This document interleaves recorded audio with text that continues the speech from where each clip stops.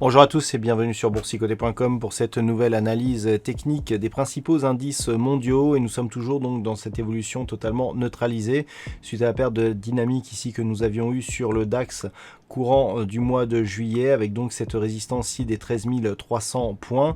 Donc on avait eu cette petite attaque ici baissière, les cours sont revenus ici au contact de cette zone des 13 300 sans parvenir toutefois à la casser d'une manière haussière durablement. Donc on est ici toujours dans cette configuration, neutralisation donc de la dynamique moyen terme dans un contexte où les histogrammes du MACD nous indiquent plutôt ici une perte de dynamique, voire une légère divergence baissière.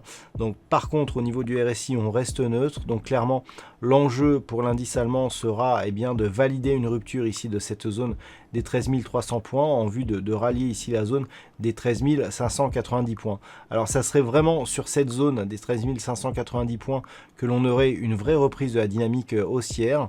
Nous sommes ici sur des niveaux qui étaient déjà les niveaux sur lesquels évoluait l'indice allemand, donc juste avant la crise Covid. Donc attention ici à cette zone des 13 590 qui ouvrirait la porte vers de nouveaux plus hauts significatifs. Naturellement, en cas de cassure ici de cette zone des 12 350 points qui représente le bas du range, même si on n'aurait pas de nouveaux points en bas ici significatifs, on repartirait sur une dynamique baissière avec comme objectif un possible retour rapide sur la zone ici des 11 450 points. Pour l'Eurostoxx 50, la configuration est un peu moins forte puisque l'on n'est pas encore sur des niveaux tels qu'ils étaient juste avant la crise Covid. On est toujours ici dans une évolution qui était neutre tant que l'on était ici entre 3150 et cette zone de résistance ici des 3387 points. On a cassé ici cette zone de range par le bas, on est venu tester ici les 2920 points avant de repartir ici à la hausse, rupture des 3387, on avait un objectif de poursuite ici en direction des 3540 points, c'est l'objectif qui est venu valider l'Eurostoxx 50 cette semaine. Donc on est ici dans un signal de poursuite haussière. Attention toutefois à ce fort resserrement des bandes de Bollinger qui pourrait nous donner un gros signal d'affaiblissement. Là aussi on a une petite divergence baissière sur les histogrammes du MACD et sur le RSI. Donc on n'est pas réellement serein vu surtout la volatilité que nous avons sur cette dynamique. Pour se donner un peu d'air, il faudrait donc casser ici à la hausse les 3540 points. Ce n'est que sur une rupture baissière ici, les 3387, que l'on pourrait commencer à parler d'une consolidation qui pourrait s'accélérer. Sur les indices américains, par contre, tout va bien, puisqu'on a un nouveau plus haut historique ici sur le S&P 500. On avait validé la semaine dernière la rupture haussière des 3550 points. On la confirme cette semaine, puisque suite à cela, on a de nouveaux plus hauts significatifs, un quasi-contact avec la bande de Bollinger supérieure. Donc, globalement, si on regarde la carte d'un point de vue global, on a cette phase de hausse ici qui était déjà les plus hauts tels qu'ils étaient avant la crise du Covid. On avait eu ce nouveau plus haut significatif ici, proche des 3550 points, qui était un nouveau plus haut historique de tendance. Ensuite, on a validé ici cette neutralisation entre ce niveau ici et le support des 3216 points. En cassant ici à la hausse cette zone des 3550 et en inscrivant de nouveaux plus hauts significatifs, le S&P 500 s'inscrit dans une poursuite de dynamique moyen-long terme qui reste donc haussière et forte. Difficile de définir de nouveaux objectifs tant la phase de consolidation a été peu marquée.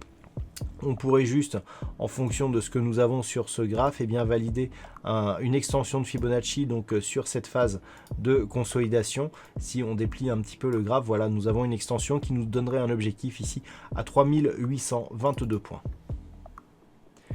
Sur le Nasdaq, nous avons là aussi des signaux de poursuite d'une dynamique haussière moyen-long terme, puisqu'après avoir consolidé ici, on a même cassé la zone des 10 945 points fut un temps, avant de réintégrer ici des niveaux supérieurs à cette zone de support, eh bien on a donc validé ce support par 2 fois. On avait ici une zone de résistance intermédiaire que l'on pouvait trouver voilà, sur ces niveaux proches des 12 190 200 points, et puis on a franchi cette zone, alors c'est très visible ici, on a franchi donc cette zone sur un gap, stabilisation ici sous la zone de résistance des 12 440 points, avant ici de la valider et donc d'inscrire de nouveaux plus hauts historiques sur l'indice des technos américaines. Donc on est clairement ici là aussi dans un système et dans un signal de suivi de cette tendance haussière. Si on reprend un petit peu ici d'espace et que l'on cherche à tracer le retracement de Fibonacci ici sur cette phase de consolidation, là aussi nous obtenons bien, des extensions de Fibonacci qui, en cas de poursuite du mouvement, bien, nous indiquent un objectif possible sur cette zone des 13 528 points. Et puis on poursuit donc avec le Nikkei qui a cassé donc cette résistance ici des 25 450 points, zone qui avait été testée, franchie sur gap et validée ici comme zone de support. On a ouvert ici un nouveau gap la semaine dernière et puis donc on a poursuivi ici la progression avec ici un point haut très proche des 27 000 points. On part de très très bas sur le Nikkei, puisque je vous rappelle que ici au mois de mars nous étions à 16 427 points. On est ici à 26 700. Donc on a gagné 10 000 points sur le Nikkei, ce qui est assez énorme, presque 60% donc de progression depuis les plus bas de mars.